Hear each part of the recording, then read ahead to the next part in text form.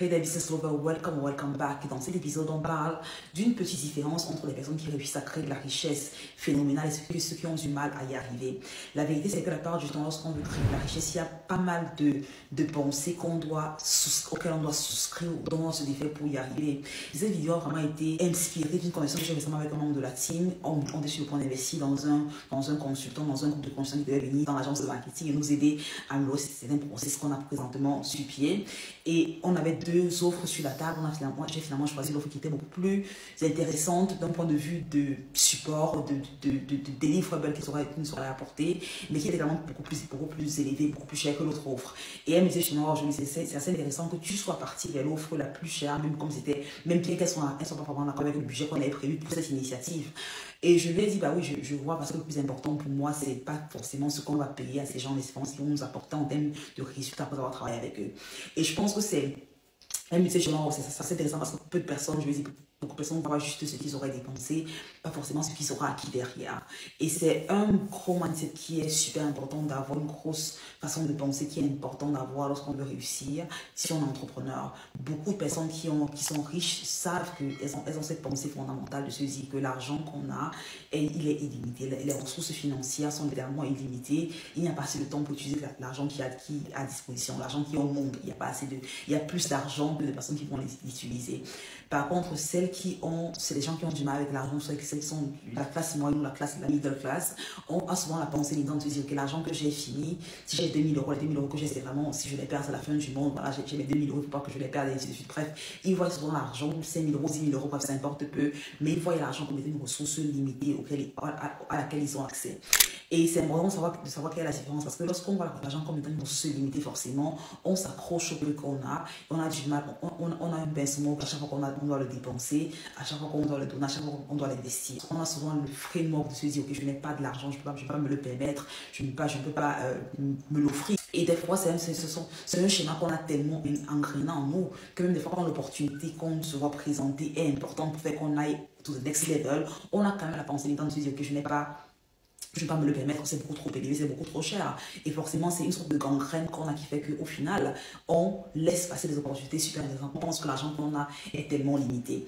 Donc, ce que j'aimerais te faire savoir, te faire comprendre, en fait, c'est que tu te rends compte, en fait, que l'argent que tu as en compte en banque présentement, c'est le résultat du courage que tu as fait jusqu'aujourd'hui, des actions que tu as implémentées jusqu'aujourd'hui. L'argent, littéralement, qui existe au monde est illimité. Et c'est la raison pour laquelle même les banques sont prêtes à te prêter de l'argent dès que tu leur apportes un minimum de garantie. Parce qu'elles savent que l'argent qu'elles te donnent, en fait, elles ont plus d'argent en banque, elles ont d'argent qu'elles ne savent pas quoi en faire en fait. C'est pour ça que la banque prête littéralement de l'argent à tort et à travers. Et c'est vraiment la raison pour laquelle beaucoup de personnes qui sont juives vont investir dans les business, parce qu'il y a justement un excès d'argent qu'elles ont, elles ne savent pas vraiment quoi en faire. Ça veut donc dire que si tu es quelqu'un qui te demande, ok, tu es dans un crunch financier, tu as l'impression que l'argent qui existe est limité, ou tu as des pensées limitantes comme quoi l'argent est fini, l'argent ne pousse pas sur les arbres, l'argent pour avoir d'argent pour travailler, tu perds et ainsi de suite. Ce sont des pensées limitantes qui ne t'aident pas, parce qu'au final, l'argent que tu vas richer dans ton compte en banque sera vraiment le fruit du courage dont tu as fait preuve et des idées dont tu as pu lancer. L'argent, tu peux le créer à partir de rien. Je dis, il y a des personnes qui se disent, ok, l'argent, pour avoir d'argent, il me faut de l'argent, mais ce n'est pas vrai. Pour avoir de l'argent, il te faut de la discipline, du courage, de l'audace. C'est vraiment ce dont tu as besoin. De la discipline, du courage, de l'audace, une bonne idée que tu peux lancer. Mais tu peux avoir une idée médiocre, mais si tu as assez de courage et d'audace pour la poursuivre, pour être résilient, ton idée médiocre se transforme en idée à 1 million d'euros. Par exemple, si tu as une idée qui vaut de l'or et que tu n'as pas la persistance, la résilience, la discipline pour l'exécuter, ton idée à 1 million d'euros ne vaudra absolument rien du tout. Donc, l'idée, c'est vraiment de dire dans cette idée que franchement, l'argent est infini. Les ressources financières que tu as sont illimitées.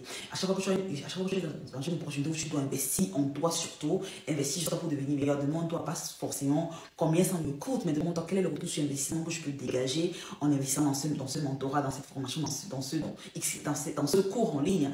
Beaucoup de personnes vont se dire que je veux aller vers l'option la moins chère. Alors beaucoup de personnes vont se dire que comment investir dans l'option la plus moins chère, la moins impégnative, comment prendre le cours qui se vend à 1 euro, à 10 euros.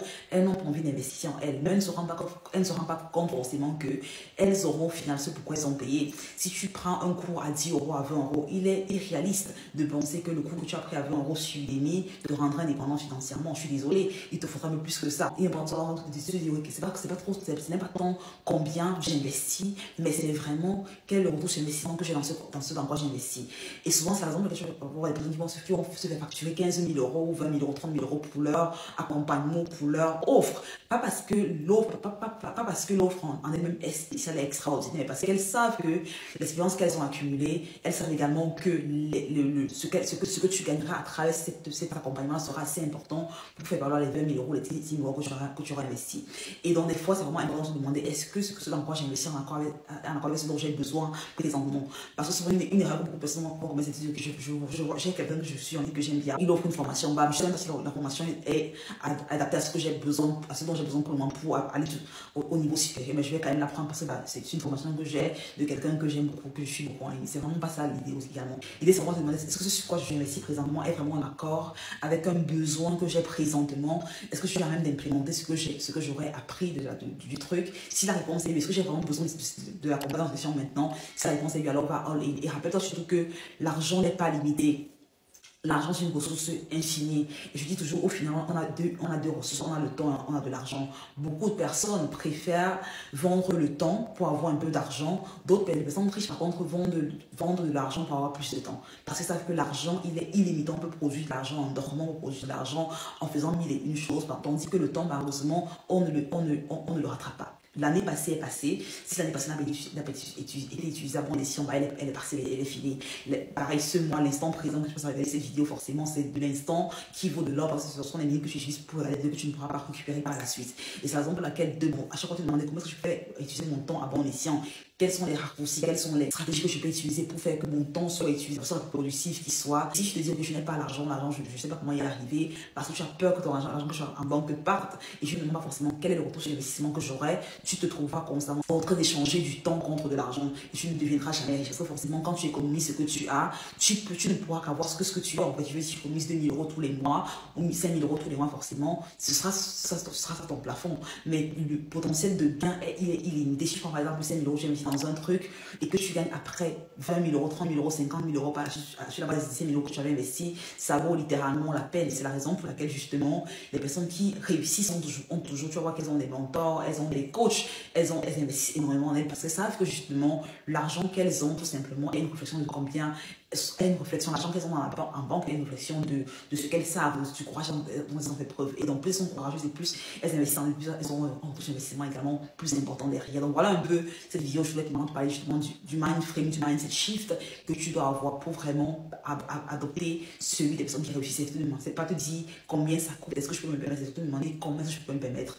Quel est le retour sur l'investissement que j'aurai si j'investis? Est-ce que c'est un investissement que je pourrais implémenter si je passe à l'action? Est-ce que c'est un investissement de quelqu'un qui a les résultats que j'aimerais avoir? Est-ce que c'est un investissement qui est en accord avec la vision que j'ai de ce que je veux créer? Et si la réponse est oui, l'argent forcément deviendra. L'argent forcément n'est pas un problème si la raison pour laquelle je investis est assez importante. Tu peux littéralement avoir de l'argent. L'argent est littéralement encore une fois de plus illimité. Ce qui est limité, c'est le temps que tu as. N'essaye jamais de vendre le temps que tu as qui est limité contre de l'argent. Ce n'est pas une équation qui est avantageuse pour toi et qui permettra de devenir plus riche plus rapidement. Alors, ça, la vidéo jusqu'à la fin, je la valeur sur tu laisses un gros pouce en petit en commentaire ce que tu en penses. Ton feedback est très apprécié. Comme à chaque fois, abonne-toi si ce n'est pas encore le cas. Bye.